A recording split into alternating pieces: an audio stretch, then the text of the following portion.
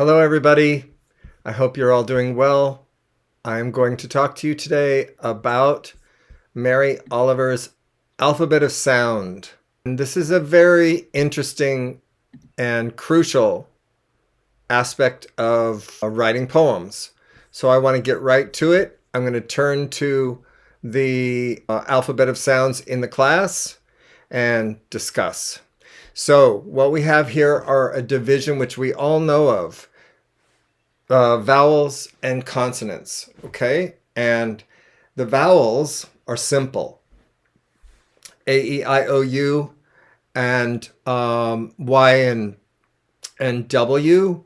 When when it's not preceding a vowel, okay? When W or Y is not preceding a vowel, those are all vowels. And what that means is they can be perfectly sounded without the aid of anything but themselves. So I can say, ah, I can go, ah, which is what we do when we do vocal exercises. And notice that all vocal exercises are on the vowel. So that means that I can produce a perfect sound without the help of another sound. Okay? So those are simple. Consonants are complex. Both consonants and vowels give a textured feeling to the language, that we're using in our poems. We want the reader to get a textured feeling from the language that we're using in our poems because we want the reader to experience what we're talking about. So consonants, okay, are divided into 4 categories: semivowels, aspirates, liquids, and mutes. And you may wonder, why do I need to know this? For the reason I just said, but a little bit more detail about that. When I provide a textured sound such that it sounds like something that's happening in my poem, such as, I don't know, a car's wheels screeching. That word screeching has this big old K in the middle of it. K is one of the 8 mute sounds in our language, and that mute sound impersonates what I'm describing, and so in some ways it's onomatopoetic.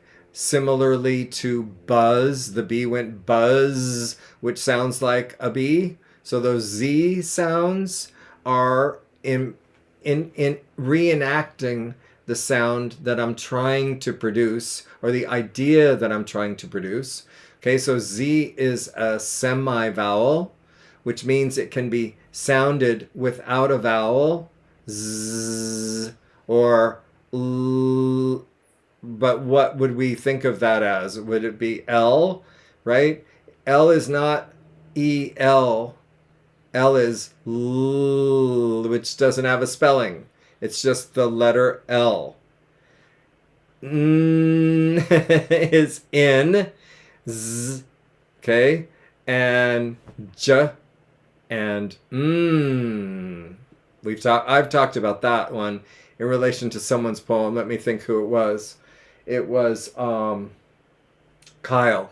His poem had M's in it, liquid sounds.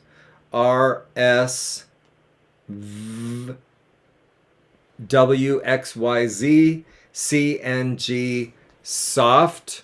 Okay, so C and G, soft. So C soft is like an S sound, circle, the first C.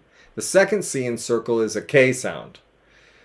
So some of those sounds, and I'm not asking you to become a phonetic expert, I'm asking you to think about these sounds prior to writing, because when we're writing, we're not thinking about how do I produce a buzz like a bee sound. I'm thinking of I'm inside my poem writing it. Once I'm inside my poem writing it, and this is the crucial point, I cannot access what I don't know. So I have to know sound in order to utilize sound. Otherwise, I'm going blindly, which sometimes that works wonderfully, I have to say.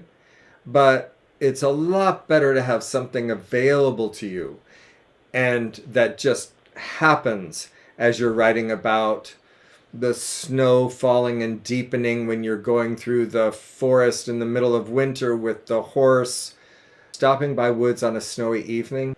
There's a lot of D sounds, a lot of piling up P sounds, a lot of S sounds, and pretty soon the language is piling up as sound, as snow.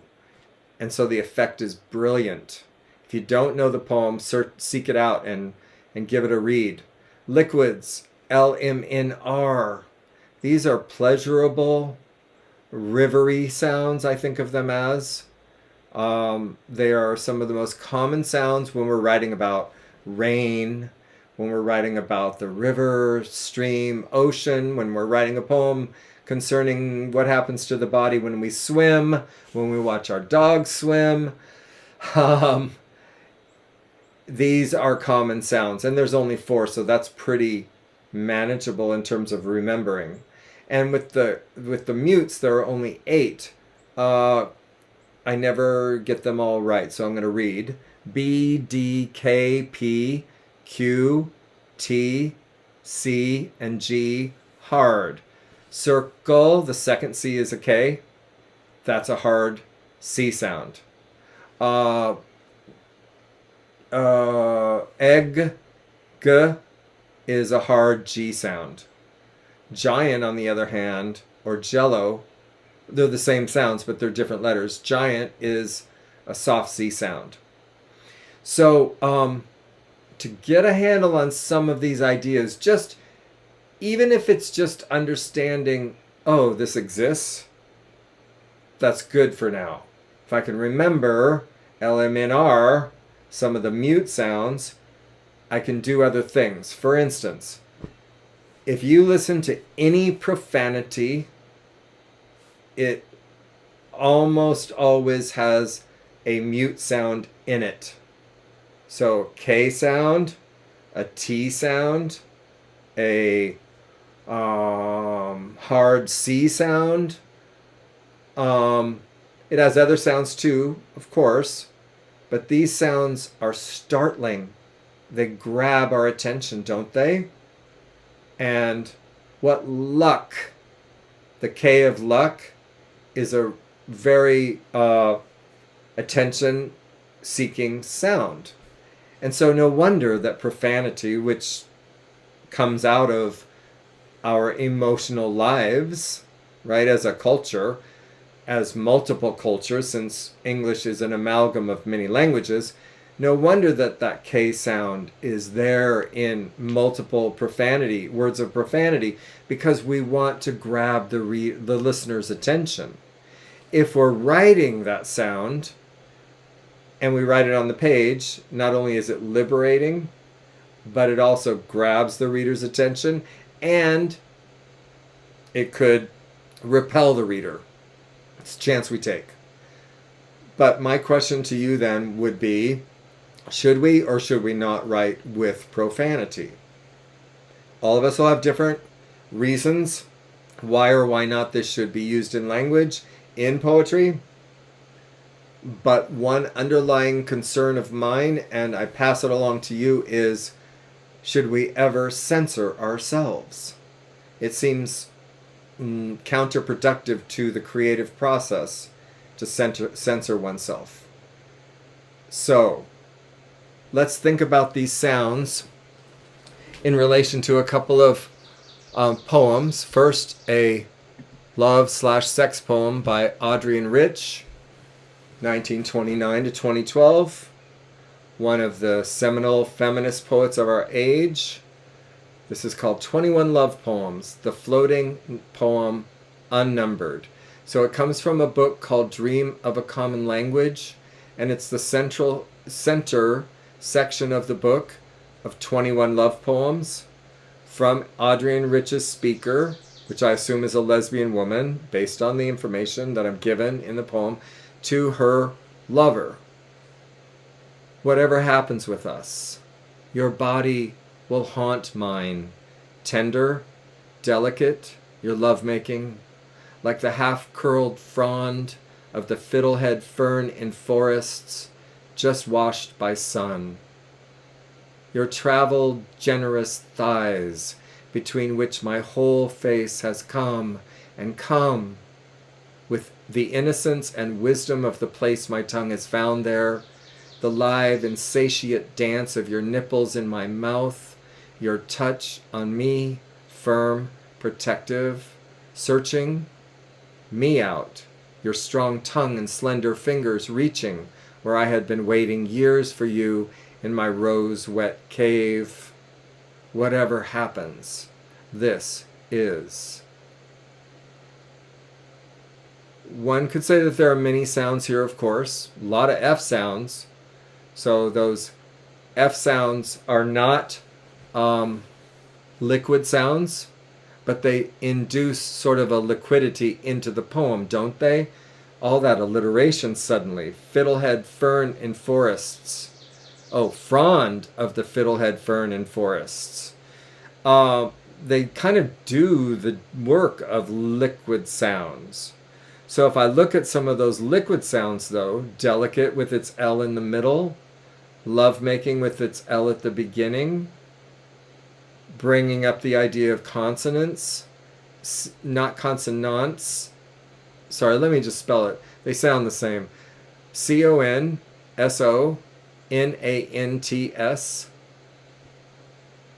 Sorry. C-O-N-S-O-N-A-N-C-E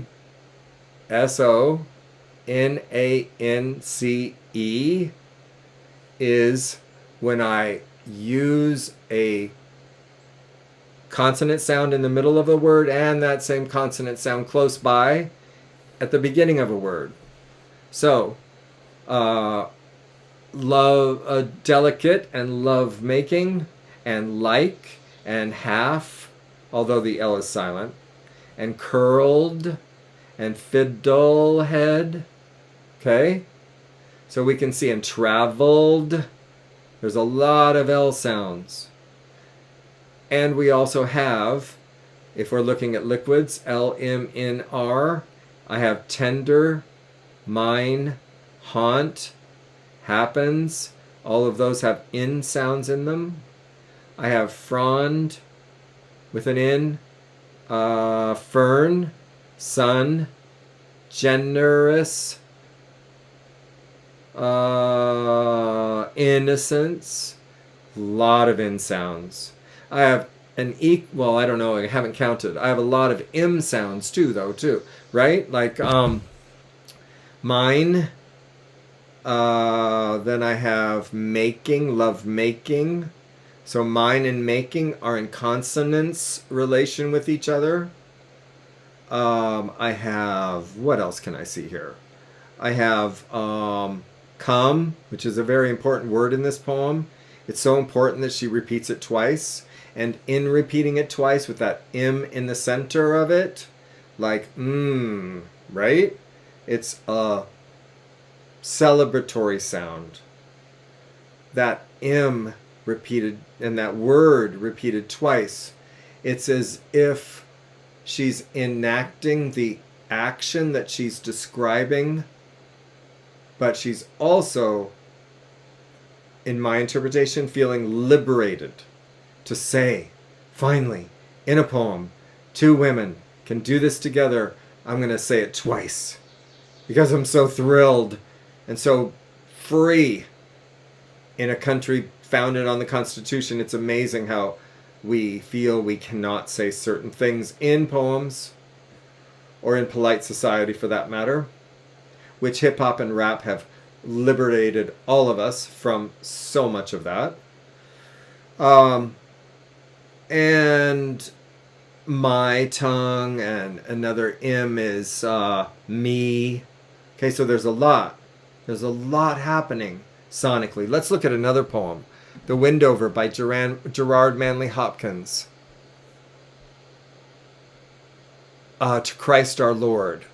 I caught this morning's minion, kingdom of daylight's dauphin, dappled dawn drawn falcon in his riding of the rolling level underneath him, steady air, and striding high there, how he wrung upon me the rein of a wimpling wing in his ecstasy. Then off forth on swing, as a skate's heel sweeps smooth on a bow bend. The hurl, bow bend, the hurl and gliding rebuffed the big wind. My heart in hiding stirred for a bird, the achieve of, the mastery of the thing. Brute, beauty, and valor and act, oh, air, pride, plume, here buckle. And the fire that breaks from thee, then a billion times told lovelier, more dangerous, O my chevalier. No wonder of it, sheer plod makes ploughed down Sicilian shine, and blue bleak embers, ah, my dear, fall, gall themselves, and gash gold vermilion.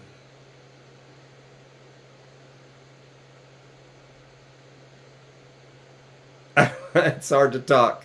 It's hard to speak after someone has done something so extravagantly, incredibly gorgeous. You know the sounds now. You can pick some of them out. This man is miraculous at this. Morning, morning's minion, alliteration 3 times of the M sound that we came from, and lots of N's too. King Dumb. Like, what a line break. Why would he break the line there? King Dumb of Daylight's Dauphin, dappled dawn drawn falcon. So much alliteration, and we would say in our classes, don't use so much alliteration. Yet here is this great Victorian English poet who is using so much alliteration that it almost feels drug-induced. You know, it feels like it's going to induce you towards drunkenness. He's drunk on the language. May we all become drunk on the language. Through sound. He's riding sound the way this bird is riding the air that he's seeing, and from the bird feeling for the face of his higher power, as I would call it, and he calls it God. Sometimes I use the word God. And it's a miracle to him. The poem seems like a miraculous happening, mostly for these sounds, rolling underneath, right? Striding. The rhymes are very unusual. For instance, fall, gall themselves, and gash. Again, gall, gash, gold. What's the word? Cillion and billion are rhyming. Okay, so we could say, how many lines does this poem have? And you would find out that it has 14. So we're in the presence of a sonnet. Much like, form-wise, 14 lines, much like some of the other sonnets we might have heard of, such as Shakespeare's, let me not to the marriage of true minds admit impediment. But it's also as unlike a sonnet as anything I've heard this short, because of his manipulation of the language. So look, this is what sound does.